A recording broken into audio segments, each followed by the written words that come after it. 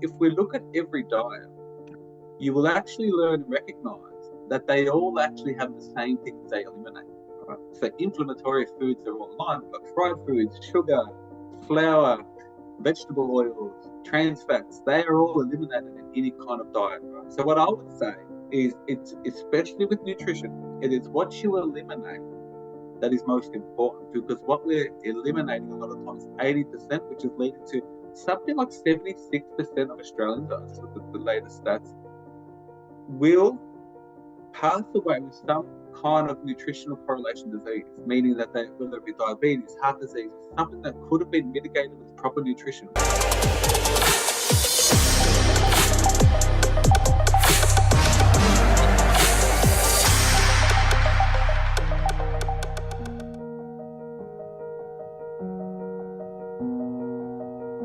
Well, hello and welcome. Welcome to another episode of the Finding Equilibrium Show. Delighted to be here, delighted that you're here, and delighted that my guest today is Hussein Hamka. Now, I've known Hus for probably, it feels like a long time, but it's probably under a year. So Hus is a performance coach and a speaker, and he's really passionate about helping people to be the best version of themselves, develop the habits and routines that they need to perform at their best. So super excited to have Hus on. Hus is also a regional sales manager for the for Virgin Pulse. So, and in that capacity, he helps corporates, some of the largest corporations in the world, to really help optimize the performance of their whole organization. So amazing. Good to see you. Hus, how are you today? Great to see you, Lawrence. Thanks for having me. Doing well, thank you. Wow. So let's kind of jump straight in. So for people who don't know you and know your work, I'm really curious to understand where this passion. So when we've spoken, many conversations we've had, I mean, one thing that really strikes me is you're super passionate about holistic well-being, helping people be at their best. But where did that come from? I'd love to take you back and just understand a little bit of the backstory for our audience. Yeah, I think for me, it just growing up was always curious. Naturally, I found out later in life, but at the time, I was really curious into peak performance across different people, different industries, and understanding the thematic connections between whether a sports person or a high-performing employee. I was just curious to know what made someone their best, and I think what stood out to me was the understanding that we've got fixed things we can't control, but I was really curious about the things we could. And that very quickly became a passion area for me. I really, when I think of the word purpose, I really recognized that actualizing one's potential quickly became something that I was super passionate about doing, one for myself, and then quickly recognizing that it was the foundation for anyone having a really fulfilling life. And that actualized into more of an operative purpose in my work and how I spend my day to day, really. Wow. So maybe on that point, I'm curious to understand how you do spend your day to day in terms of the habits and routines that you have, because clearly you have a very busy life, with, running your own business and having a big role in a big company, lots of clients, lots of travel. How do you manage to remain healthy and optimized and all of the things that I know you talk about in your book? Look, it's a great question. I don't think it's a formula that you've ever worked out. I think it's a continuous improvement. I think my book and my self-guided book is the premise of it is how to reach and sustain your potential. So essentially, it's my methodology in regards to how a human being can not only actualize their purpose but be their best foundationally. I think for me, I'm continually rewriting that and what that looks like for me. But the way in which I juggle it all is that I fundamentally fulfill every day with actions and my attention in areas that align with my purpose and values, right? And so my purpose is to help people to be my best and to help people actualize their potential. So whether it is in my day-to-day role, whether it's my workshops, whether it's the coaching, and whether it's any environment and forum, that's the number one thing in my mind, right? So if it's a speaking forum, if I'm coaching, like I mentioned, and so that's the way I see it. How I make sure that I be my best is I make sure I allocate, and really it's kind of the methodology in the book. It's about aligning with my purpose, ensuring that my values are operational. So my values of vitality, self-development, relationships, helping others. How am I operationalizing these key values and strengths that are important to me every day? Because that's giving me the intrinsic energy. I feel, and I've noticed as well, a lot of the literature really speaks about when you love what you do, you almost don't work a day in your life. Now, there's no doubt that any type of work can get you in a stressful, burnout state. But I think for me specifically, I make sure I do work that I love. I have my own measurements in regards to feeling overworked and ensuring that I recover correctly. And that's my family time and the way I spend my personal time. And that's how I juggle it. But specifically to answer your question, it's a mix of waking up, having my morning routine, really aligning with my key actions for the day that's going to best bring to life my purpose. Then I've got my ritualizing key actions, which is the second part of my book, and it's my mental, physical, emotional, and spiritual health actions and recovery elements. So everything from my physical workout in the morning to release the dopamine and my best energy, everything from intermittent fasting throughout the day for my best cognitive energy during the day, rest and recovery tools through movement between my breaks, and then really having a digital shutdown at the end of my workday as well to really recharge. I have a real clean time at the end of my day. It's like, that's it from a work perspective. I'm going to reshuffle the buckets, have some relationships, some family time, and get a great night's sleep. So kind of running you through it. Happy for you to ask more specific questions. That's how I envision it, how I see it. And I will say it's continually being reformatted in a way to best support my output, because there's no doubt that I've had moments in the last couple of months where I definitely feel like I'm committing a bit more than what my capacity is at. And so it's about juggling that. I love that. Thank you for sharing that with me. You sound very disciplined, very structured around ensuring that you're optimizing your life and your health. For someone who's listening to this, who may be in a different place and who feels out of balance, out of equilibrium, what are the things that they can do, I guess, to bring awareness to their current situation and to help them decide what to do next? Because I feel often, and I've certainly had this feedback to myself, that sometimes it can feel unachievable for people, when they hear people who are really on top of their routines, their habits, and really are focused on performance. It can feel too much, and sometimes that has the impact of not doing anything at all. But I'd love you to speak to that person who is out of balance and is looking to improve themselves, looking to become a better version of themselves. Love it. I actually think about that person every day, those in my workshops or that I'm actually executing my work. And what I will say to that person is, I was once there. And I didn't have clarity, didn't have a kind of clear mission, and didn't have a line, right? And so what I would say in that specific environment is, number one, accept where you are, understand where you are. And we're all on a journey based on where we are today and where we want to go, right? There's no right or wrong. It's not a race. We know that the number one way to be unhappy is comparison. So if we look at someone else who's solved something that you might be looking for, I would actually say to you, go ask that person what they think. And we're having this conversation now, because I'm always looking at people who seem to have solved something I'm trying to, and I ask them the same question, right? So that's number one. What I'd say is, if you're not sure where to start, we must accept where we are today, but fundamentally, we must have clarity in what I call finding you in part one of my book, which is the foundation of setting up for success, right? And so essentially, there's three key frameworks within this, but it's about, one, understanding who we are. And there's a whole bunch of fantastic tests like personality testing, strength testing, BIA, strength testing, positive psychology testing, understanding our thoughts, limiting beliefs, who we are, and where we sit. Because what we do there through these tests is we get these foundational constructs that we can say, okay, that's our strength and potential weakness, who we are, and we can relate and resonate with. But on top of that, I will tell that person, let's go deep into understanding your purpose in your life, in your health, in your family life, in the key elements. What are your key values? What are your top 5 values? The things that are really important to you, and how can we operationalize them? Then all of a sudden we start thinking about what is the meaning of our life and what we do every day and where we spend our attention, and how is what we're doing contributing to something important to me? Because that intrinsic motivation and purpose leads to more energy, more alignment, and clarity opens a magnificent door. Then from that foundation, we'll do some goal setting, or what I like to call kind of vision setting. And we start identifying with the future vision of ourselves based on the habits we're going to start embarking on today. And Talban Shahar he actually was a professor who lectured the most popular course in Harvard history, which was around happiness.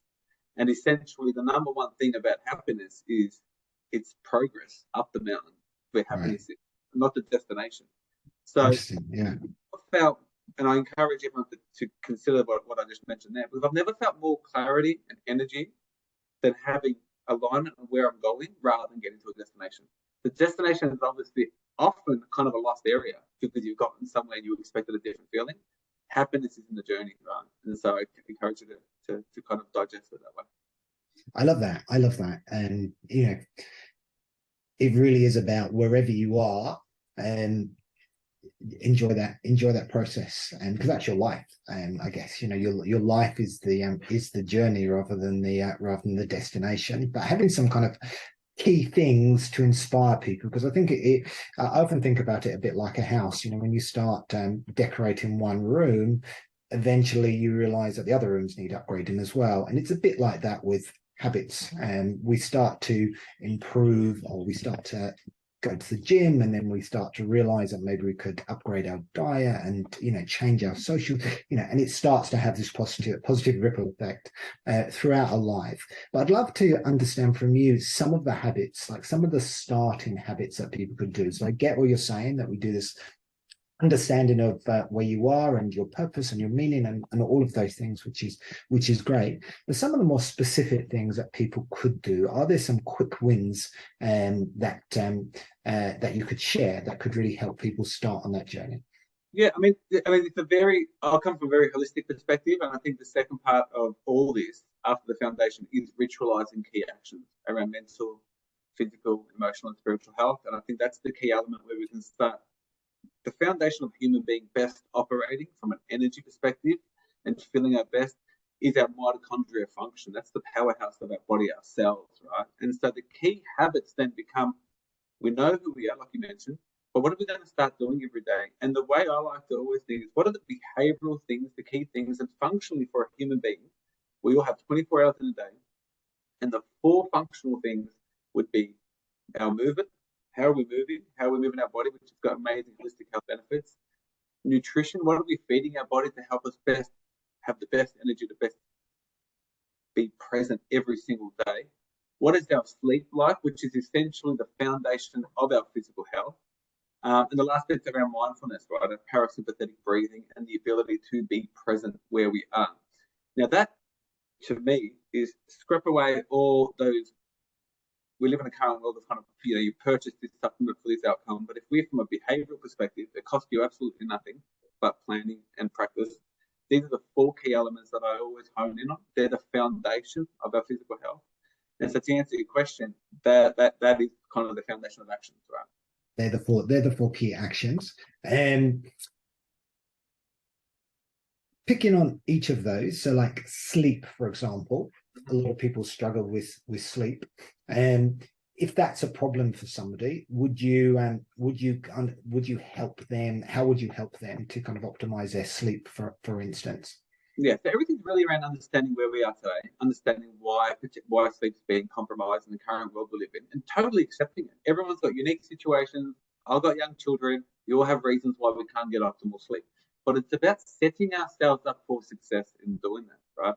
And so in those particular parameters of sleep, nutrition, movement, and mindfulness, it's about understanding what it is, how to get it optimally, and how can we develop a hygienic practice around it. So like sleep specifically, we know that sleep regularity, sound, light, and the cool bed as well are the four foundations of high optimal sleep, right? So they're the four tips right there. So what Right. we do is, regardless of our daily actions and habits, we make sure that we set up correctly with making sure that we sleep the same time every day, because our body understands the rhythm. It's time to go to bed. And the three key things when you are in bed is absolutely no light, remove all sound, and the bed must be cool, because we must drop a couple of degrees to fall into a deep sleep, which includes REM as well, right? So that's an example of a couple of quick wins. To answer your question, in my workshops, in my coaching, and all the content, the idea and the book's based on this. It's actually not really a book, it's a self-guided handbook. It's about understanding the science, but what I'm really passionate about is not so much sharing science, but practically applying it. Because in the practical application is where transformational change happens. It's when we actually turn the science into an action and we actually embody that. That's where habits are created, and that's where you start to identify through action, not hypothesizing, who you can really become. Cool. No, I really like that. So habits around sleep, that's really helpful. Just what you actually said. I'm just gonna, without going through all four of them, but I know nutrition is an area that many people struggle with. And so in my own experience, it's in the world we live in, nutrition can feel a big problem. And so many different diets, so many different fads, so many different ways of eating. And what's your view on nutrition? Like how can people become more, I guess, more confident around food choices and not have this guilt that we often see. Absolutely. I mean, there are so many competing views, but what I've recognized through nutrition is it's a big business, right? We have to be very careful for the marketing because manufacturing business since the 1980s has been the foundation of many economies. So moving away from that for a moment, if we look at every diet, you will actually learn and recognize that they all actually have the same things they eliminate. Right? So inflammatory foods are all aligned, like fried foods, sugar, flour, vegetable oils, trans fats, they are all eliminated in any kind of diet. Right? So what I would say is it's especially with nutrition, it is what you eliminate that is most important because what we're eliminating a lot of times is 80%, which is leading to something like 76% of Australians, I just looked at the latest stats, will pass away with some kind of nutritional correlation disease, meaning that they, whether it be diabetes, heart disease, or something that could have been mitigated with proper nutrition, which is mind-boggling, right? Think about how many people with these diseases, chronic diseases, which lead to an impairment and incapability of living the best life you can, and that's through our nutritional choices, right? The effects on our body, the effects on our blood sugar, long-term diabetes, insulin insensitivity, and then we're not functioning our best, not best expressing our energy.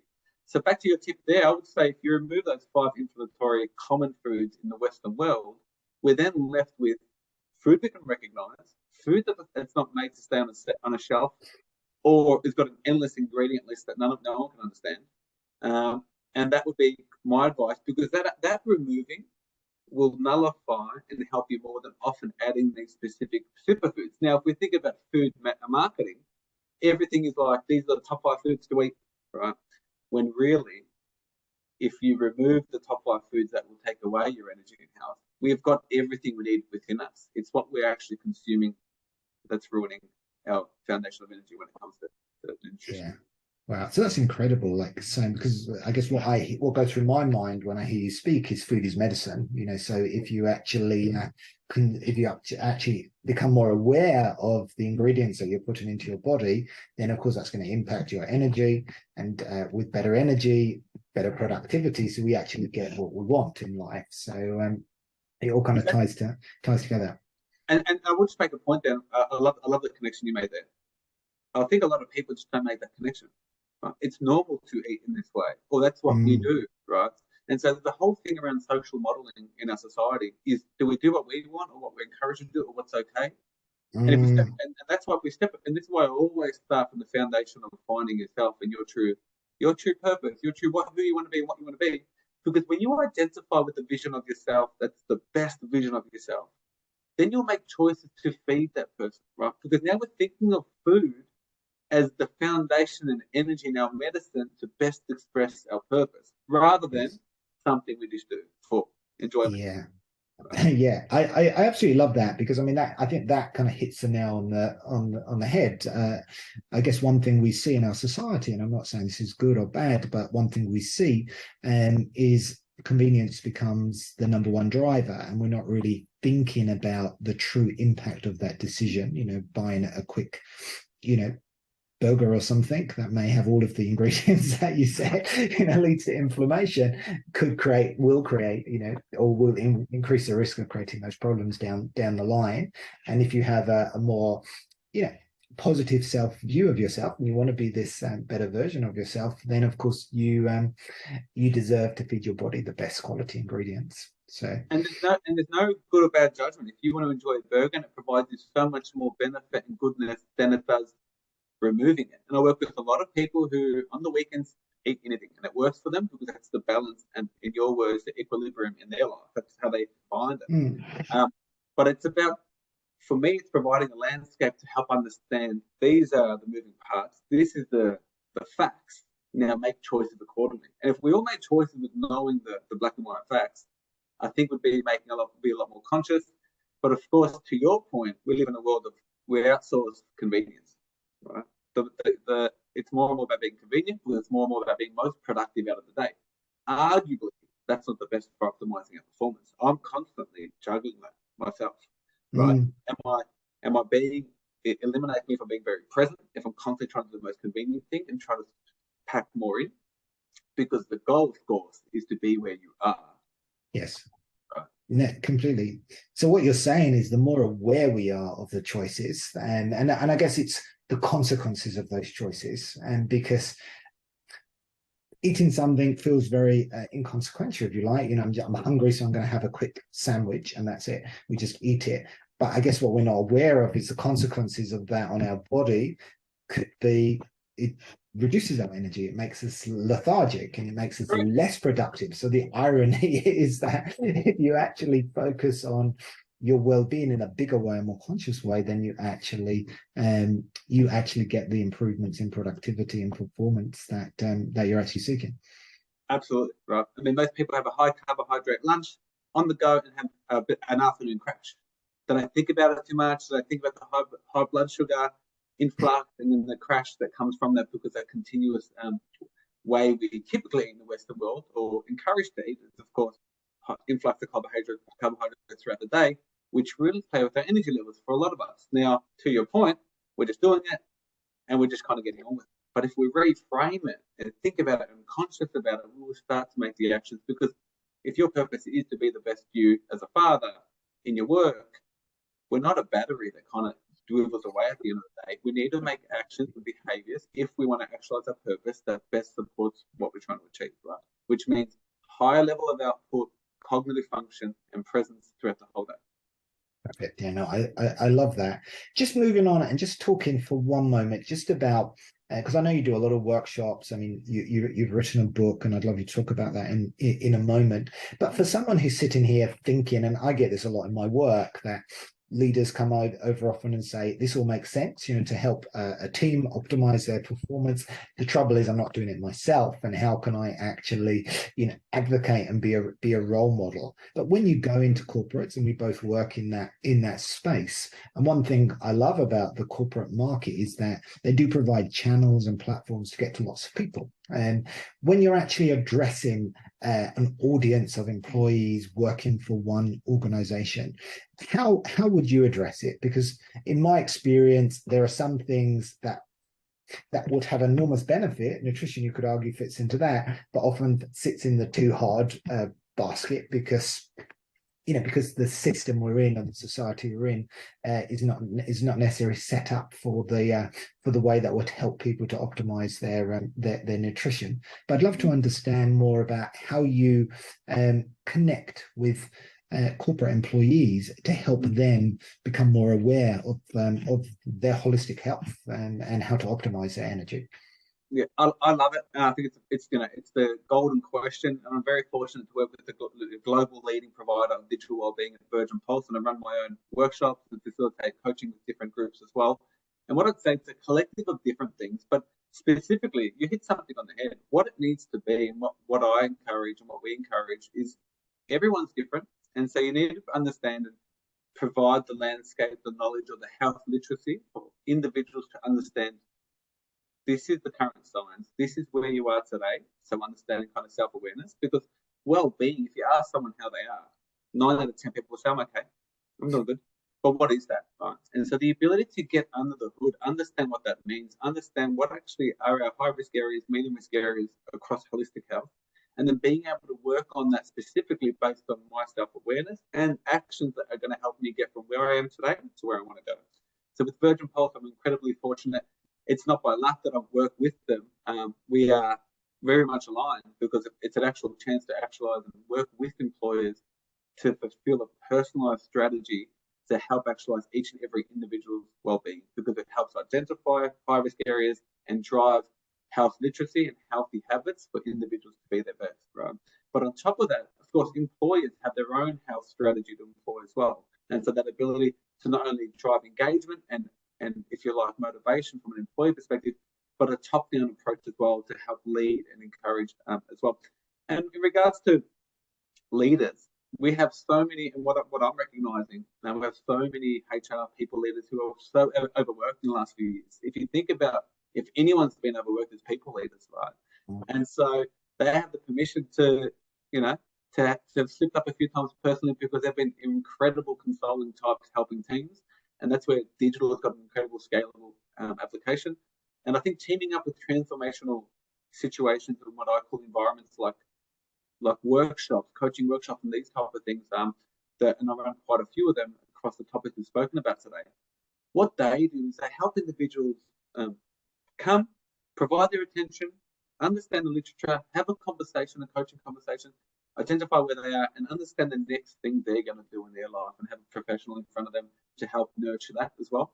And sometimes that's all we need, to be able to be present and provide that landscape. And I think that high touch point digital approach with an in-person approach really connects together, and it meets people, it helps people, and it drives more engagement. And that's probably what I've seen in my experience. There's no silver bullet, but I think a holistic approach like that is key. Yeah, no, I completely agree. And I guess what you do through the combination of skills and tools and resources that you have is you are able to bring those together, but the individual still has, so you're able to bring the knowledge, bring the resources, and inspire the people and energize the people to want to change and want to move in that direction. But I guess we as individuals still have to do the work. And that's often when it falls apart, because we don't necessarily want to do the work, or we fall back into old habits. And I'd love, as before we close, I'd love you just to talk to that point about people who are listening to this and are kind of reminded of all the things that they've tried at one point, like, particularly now we're recording this, or it's in February, but we're still, relatively new in the year, and a lot of people have those New Year's resolutions, and of course they fall away pretty quickly. But what's your guidance, I guess, on people who want to integrate, want these habits to become part of them, as opposed to something that they've tried once and it just fell away and they just return to their old ways? Well, I've got a great workshop called Healthy Habits for Holistic Health. Okay, okay. So this is what we need to do. But to be fully, there are many. I mean, I guess what you're asking in many ways is more regards to how do we kind of stay on the path, right? Yes. And I think it's different for everyone. Some people learn from an analytical perspective. Some people need to see the why, their identity, and make it all connect, like we have today. I think this conversation has done a great job in that. But there's no one way. But what I would say is the biggest thing I observe and think about human nature is that if we, and James Clear in Atomic Habits has a formula which is fantastic around making things easy, obvious, and really that next step really obvious. But if bringing all the big ideas together, we don't want to delay the gratification. We want to be able to relate today's small action, the one thing today, in regards to who we're becoming, because it becomes more manageable. We start to believe we can do it. We know what our one thing is today. So in regards to my movement and health goal, well, I know that 10-minute lunchtime walk in the sunshine is important for my well-being, gets my DNA moving, it's going to reset my afternoon and try to mitigate that afternoon slump. So what I'm doing there is, I want to run a marathon in 10 months, but what am I doing today? It's a 10-minute jog towards that marathon, right? And so my one tip is break down, eliminate delay, right? Because delay will stop you from doing things, and align a specific task you're going to do today to your long-term goal, and adherence is more likely to occur ongoing. I love that. Yeah. So kind of break it down, celebrate, and do what you can. Because I remember when I started running, and I remember sometimes I wanted to do like a long run, but I just didn't have the time. So it's better to do a shorter run than no run at all. It's the same with everything. Exactly. A big thing for me is mindfulness practice. That's the thing that can slip away.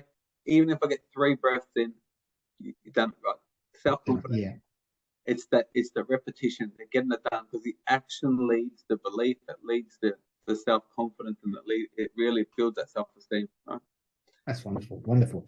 So last question, which I ask all of my guests. I mean, this show is called the Find an Equilibrium Show because it's all about helping people to live, more holistically and find balance. But when I say those words to you, finding equilibrium, what does that mean? I feel we've covered that in this conversation, but I'd love to get your response.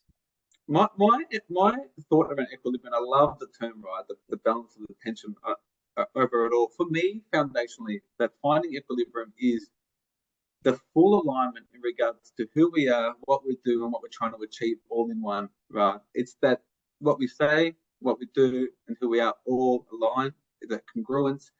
And so there's a real sense of clarity in why we exist and what we're going to do to achieve what we want. That's what it means. That's what it means to me. And I think in many ways we can fall into this idea of moderation sometimes, but if it's all encompassing and we have this clear vision for our whole life, there's no need to kind of escape that, because the wonderful thing is that it's all aligned and interconnected. And I think that's key. In all my love and passion about finding peak performance, that's what I observe for all the high performers. I haven't mentioned that today, but I've done my background's a couple of physique competitions and that type of thing. Although it's a very physical area, I recognise bringing everything together holistically was so key. So I hope that was clear. That's what I would call equilibrium. I love that. That's really wonderful. So Huss, where can people find out more about you, about your book, and the workshops that you do? I'd love you to share. Awesome, thank you. Husfit.com, HUSFIT.co, sorry, not .com. I'm on Instagram as well. Part of the Pinnacle Peak Performance Club most recently for my workshops, as well as my own workshops. I'm on LinkedIn under Hussein Hamka, and so it'd probably be hard to miss that if you just Google Hussein Hamka. But the book's called Plan to Peak Perform as well. So it's on Amazon. It's a digital published book, so it's really, you can get it. I think they've got a sale on at the moment, so you can jump on top of that. But yeah, I mean, if anyone would love to connect, what I love doing is supporting, helping, creating a community of us all aspiring together. So please reach out. Lawrence, I really appreciate the opportunity to chat as always. Yeah, it was great. Thank you so much, Huss. Thank you for your time. Thank you for sharing, and let me acknowledge you for the amazing work you're doing to really help people to find their equilibrium. Because I think one thing we've all learned is, many people have got out of balance. There are many things that are out of balance, but we can find our way back. And what you've done, creating a methodology, is making it easier and more accessible for people. So thank you. Thank you for doing that, and thank you for sharing, and thank you for your time, and thank you for listening, and thank you for your attention, and we will see you next time.